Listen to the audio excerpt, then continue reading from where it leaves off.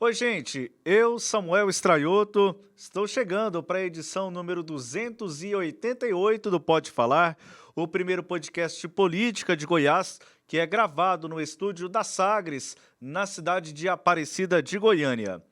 O papel da Câmara Municipal e o perfil dos futuros vereadores de Goiânia e as missões a serem enfrentadas no parlamento são os temas desta edição do Pode Falar.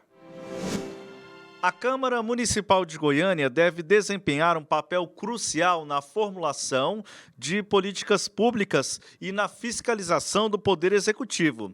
Para a gente entender um pouco a respeito do papel do vereador e qual deve ser o perfil ideal na Câmara de Goiânia, nós recebemos nesta edição o cientista político, professor Guilherme Carvalho. Professor, muito obrigado aqui por atender nosso convite. Seja muito bem-vindo novamente ao Pode Falar.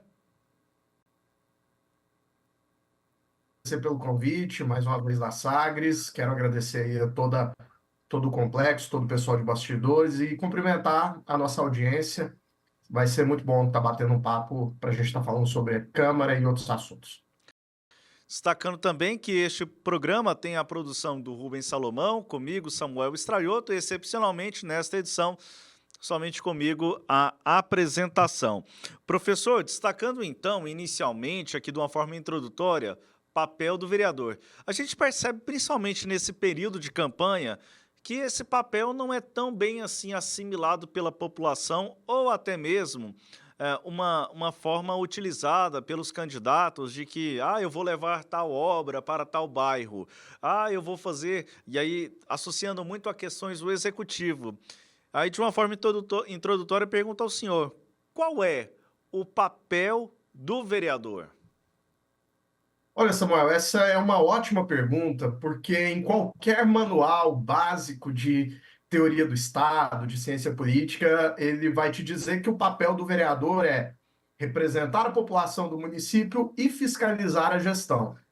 Esse é o grande papel, o papel macro. Isso quer dizer que pressupõe que o vereador seja um ator independente, inclusive em relação à gestão, né, ao Poder Executivo, que é eleito em uma, digamos, embora seja no mesmo pleito, é eleito para um outro cargo e não necessariamente para executar aquilo que o prefeito já tem que executar. No entanto, o que a gente vê na prática é que não é bem por aí. Os vereadores agem como se fossem subprefeitos em muitas regiões e eles acabam tendo muito mais um papel de serem acoplados e serem extensão da gestão do que propriamente serem independentes, o que atrapalha, é claro, nesse papel de fiscalização e, obviamente, também atrapalha na independência dos trabalhos do Legislativo, que acaba quase que totalmente sendo cooptado pelas pautas legislativas do Poder Executivo, perdendo, portanto, a função precípua do legislador municipal, que é também e quase que principalmente legislar em favor dos grandes temas do município.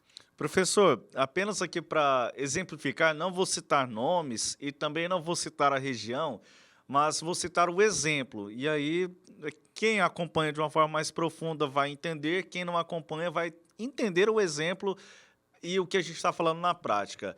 Na minha região, professor, há uma briga nesse instante entre aqueles que querem uma cadeira na Câmara Municipal e outros que já estão em relação à paternidade do destravamento das obras de um Centro Municipal de Educação Infantil. E aí cada um fala assim, não, fui eu que viabilizei a continuidade dessa obra, essa obra estava parada há 10 anos, eu continuei. Então, assim, eu acho muito interessante isso, essa briga pela paternidade em relação a determinada obra, ou a execução de uma obra, mas que foge desse papel central que o senhor nos explica aqui nesse instante. O legislador, ele, assim como em qualquer outro caso, em qualquer outro cargo legislativo, ele tem uma função representativa, né? Então ele, pensando assim nas democracias mais consolidadas no mundo, e aí eu vou pegar o exemplo, por exemplo, de países nórdicos, essa função de representante local que o vereador acaba tendo é de justamente ser aquela ponte entre a necessidade imediata da região em relação ao, digamos assim, àqueles que têm capacidade de executar. Então, eles têm, em alguma medida, esse papel de serem representados, eles representarem as demandas como alguém que está cobrando, mas, ao mesmo tempo, eles não são parte da execução daqueles serviços. E então, o que a gente verifica aqui no Brasil, né, e aí eu posso generalizar com a razoável tranquilidade, é que o discurso que os vereadores adotam, ele é representativo de uma atuação distorcida, que é justamente trabalhando nesse sentido daquilo que eu apontava na minha fala anterior, de agirem como se fossem subprefeitos. E a gente vê, inclusive, Samuel, disputas entre os vereadores de dizer, não, não, o bairro tal é meu, né? Como se ele fosse o prefeito daquele bairro. Né? E a gente já viu, inclusive nessa legislatura aqui em Goiânia, inclusive, brigas de vereadores Sim, o loteamento. com loteamento de regiões e dizer, não, não, você não pode entrar lá, não, lá é meu, como se eles fossem realmente donos da região, como se fossem prefeitos daquela sub-região, e isso, como eu disse, é uma distorção do papel efetivo dos vereadores. A gente teve um aumento aqui na cidade de Goiânia de 35 vereadores, na próxima legislatura será 37. É bom aqui informar quem nos acompanha que essa previsão ela está lá na Constituição Federal. Os limites que cada município, o limite de quantidade de cada município que pode ter em relação ao número de cadeiras nas suas câmaras municipais. Aqui em Goiânia haviam feito inclusive uma projeção para 39, tiveram que mudar a legislação aprovada, projeto de resolução na Câmara Municipal, ajustando, reduzindo para 37. O fato é que da legislatura atual para a próxima aumenta a quantidade de 2 cadeiras no Legislativo Municipal. A pergunta é, professor, a gente precisa de 37 vereadores?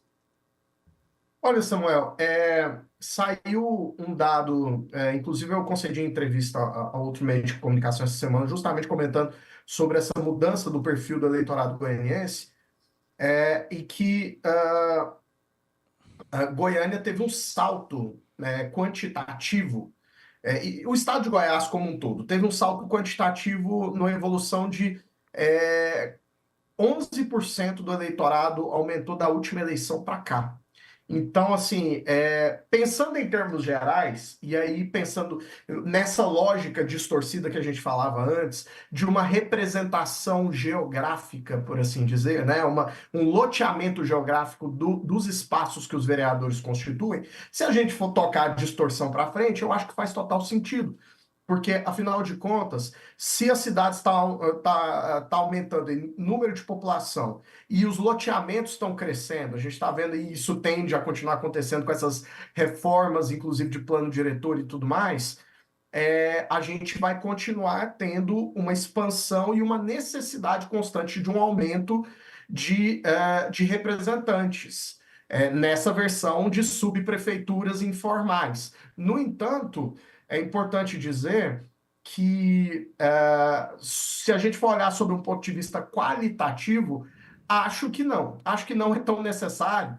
Haja visto, eu também fui entrevistado por esse mesmo meio alguns meses atrás, e eu venho falando muito sobre isso em vários canais, sobre pautas que são absolutamente irrelevantes para o município, inclusive para o estado também, mas esse é um outro assunto, em que os legisladores gastam muito tempo com pautas vazias que não tratam realmente dos problemas da cidade, como, por exemplo, comendas, honra ao mérito, homenagem a personalidades, que é claro, a gente pode dizer, olha, isso tem que ter um espaço na agenda legislativa, mas os dados sobre o quanto isso ocupa da agenda legislativa, e a gente precisa tratar de regulamentações, de leis que realmente correspondam a problemas urgentes da cidade, ou tratar de temas que a Câmara dos Vereadores acaba sendo cooptada, e a falta de oposição para segurar isso,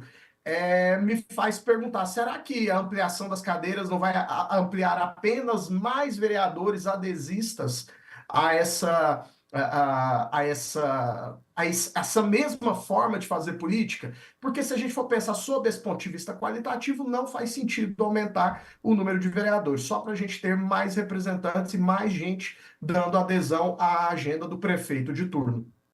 Eu já cobri por muitos anos, fiz a cobertura diária ali das sessões da Câmara e assim, apenas comentando a sua observação, professor, assuntos, por exemplo, além destes que o senhor destacou, que não são pertinentes ao próprio Poder Legislativo Municipal. Discutir, por exemplo, a guerra na Ucrânia com a Rússia. Isso aqui, não estou dizendo que não é importante, mas não é de atribuição do vereador de Goiânia. Da mesma forma, discutir um problema estadual ou federal, não é da atribuição do vereador de Goiânia. Então, a gente pensa muito na produtividade. Na sua primeira resposta, o senhor destacou a respeito do papel de fiscalização.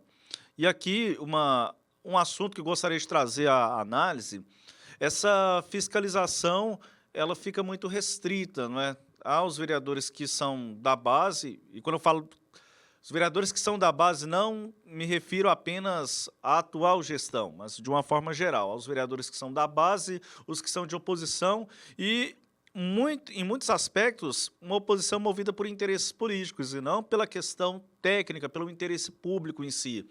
A gente observa, professor, que nas prestações de contas parece mais uma sessão de despacho dos vereadores com o prefeito e pouco se discute em relação às contas públicas, em relação às finanças da cidade, do poder público municipal, melhor dizendo, do poder executivo.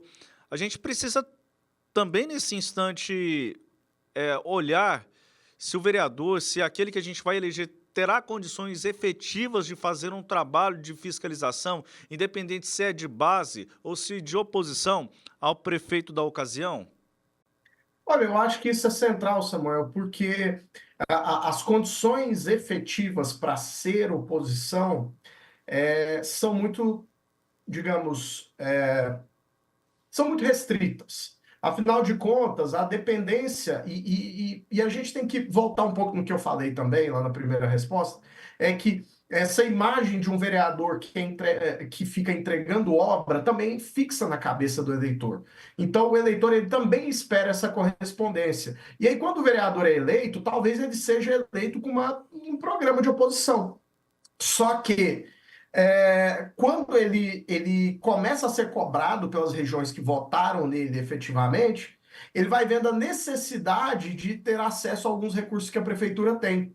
E então ele acaba sendo pressionado a se tornar um parceiro da gestão, o que não é o ideal. Então, o que na verdade a gente precisa repensar é sobre a concentração de recursos e a falta, talvez, de mecanismos de obstrução, de controle das pautas do executivo efetivas, e aquilo que os vereadores, inclusive, devem poder não só opinar, mas, de fato, questionar e, às vezes, até parar em termos de agenda do Poder Executivo.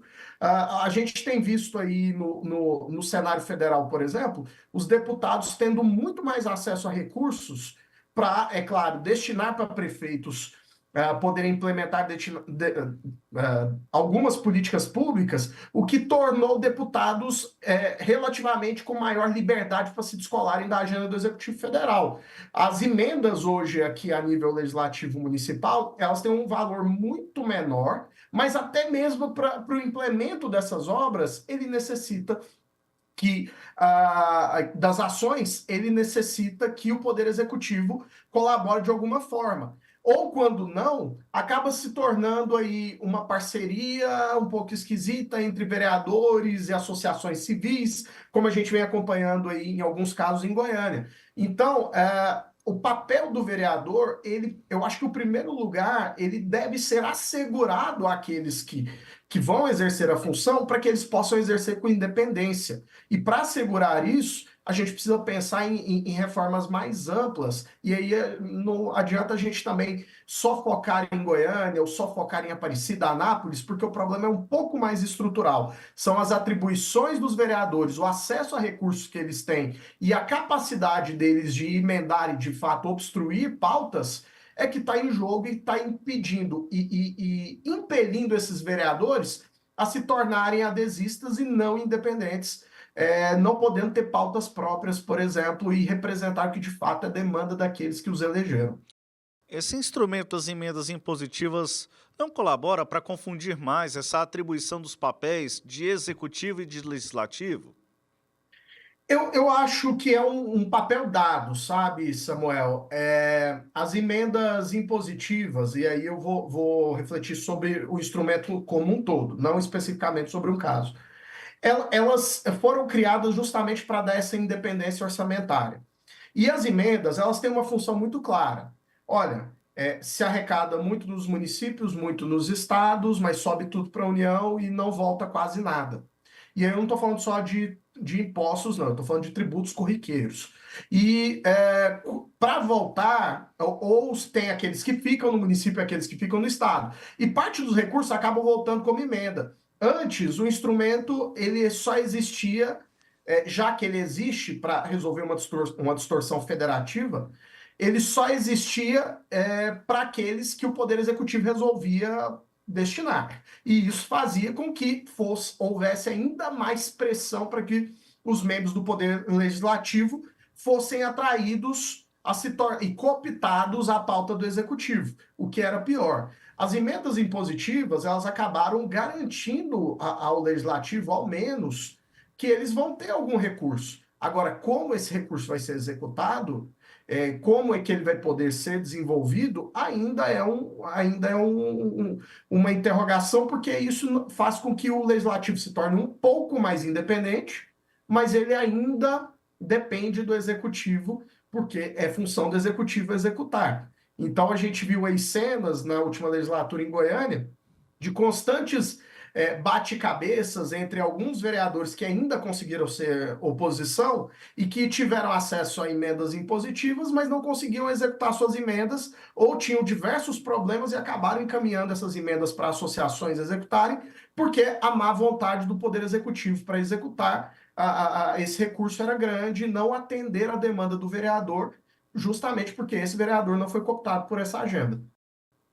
Professor, mudando um pouquinho de assunto, pensando nos desafios que a nova composição da Câmara de Goiânia precisa enfrentar.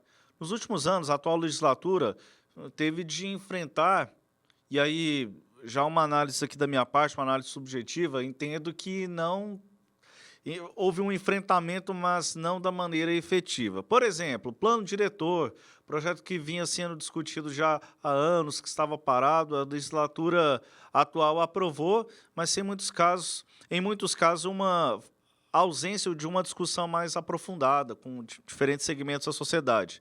O novo Código Tributário Municipal, as leis complementares, o plano diretor, enfim, foram legislações importantes aprovadas.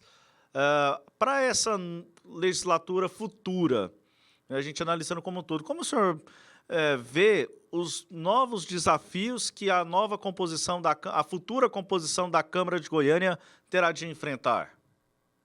Samuel, eu entendo que essas pautas tão complexas, eu vou pegar a questão do plano diretor principalmente, que a gente tem aí mais uma nova polêmica, né, aprovada em primeiro turno, na Câmara.